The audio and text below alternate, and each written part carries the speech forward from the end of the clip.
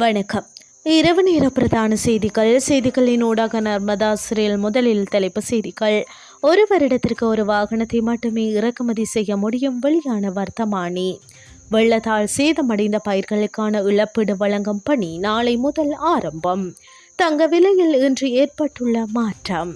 விடுவிக்கப்படவிருந்த இஸ்ரேலிய பயண கைதிகளில் 8 பேர் உயிரிழப்பு. இனி விரிவான செய்திகள்.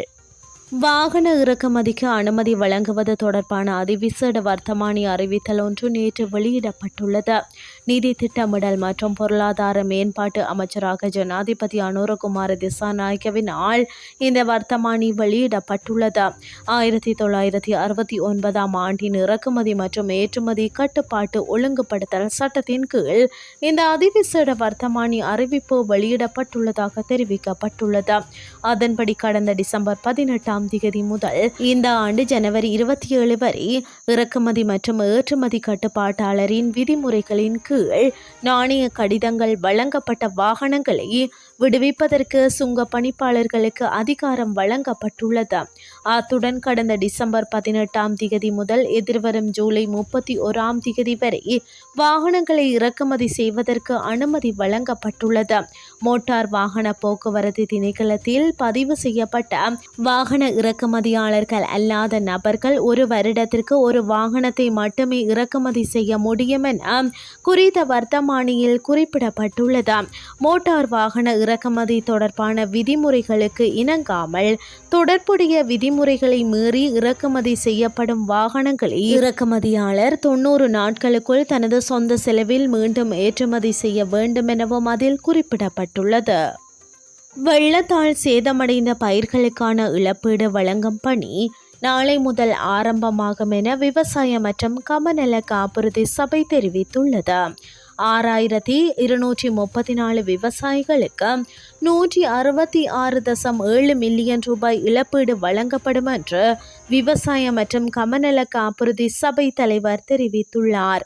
பொலனறுவை, முல்லைத்தீவு, வவுனியா மற்றும் திருகோணமலை மாவட்டங்களில் 13,376 ஏக்கர் சாகுபடி நிலங்களுக்கு இந்த இழப்பீடு முதல் கட்டமாக வழங்கப்படும் எனவும் தெரிவிக்கப்பட்டுள்ளது. கொழும்பு செட்டியார் தெருவின் இன்றைய தங்க நிலவரப்படி 24 கேரட் தங்கம் 2,17,000 ரூபாவாக விற்பனை செய்யப்படுகிறது.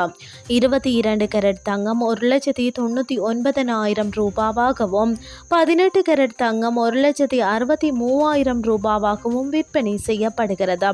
இதன்படி 24 கேரட் தங்கம் 1 கிராம் 27,125 ரூபாவாகவும் 22 கேரட் தங்கத்தின் 1 கிராம் 24,875 ரூபாவாகவும் 18 கேரட் தங்கத்தின் 1 கிராம் 20,375 ரூபாவாகவும் விற்பனை செய்யப்படுகிறது. இனி வெளிநாட்டு செய்திகள்.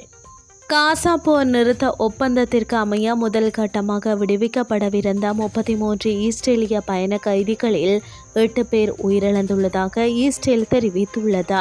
பயண கைதிகள் தொடர்பான கமாஸின் பட்டியலை மேற்கோள் காட்டி இஸ்ரேல் அரசாங்க ஊடக பேச்சாளர் டேவிட் மென்சர் இந்த விடயத்தை தெரிவித்துள்ளார். இதன்படி ஏனைய 25 பேர் உயிருடன் இருப்பதாக கமாஸ் தெரிவித்துள்ளதாக அவர் குறிப்பிட்டுள்ளார். கமாஸிடமிருந்து பயண கைதிகளின் தகவல்களை பெற்ற இஸ்ரேல் அவர்களின் நிலைமை குறித்து குடும்பங்களுக்கு அறிவித்துள்ளதாக சர்வதேச ஊடகங்கள் தெரிவிக்கின்றன.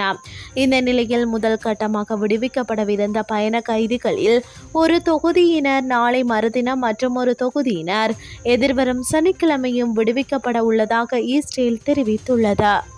இத்துடன் செய்திகள் யாவும் நிறைவடைகின்றது. அடுத்த மணித்தியால செய்திகளை காலை 8:30க்கு எதிர்பாருங்கள். நன்றி.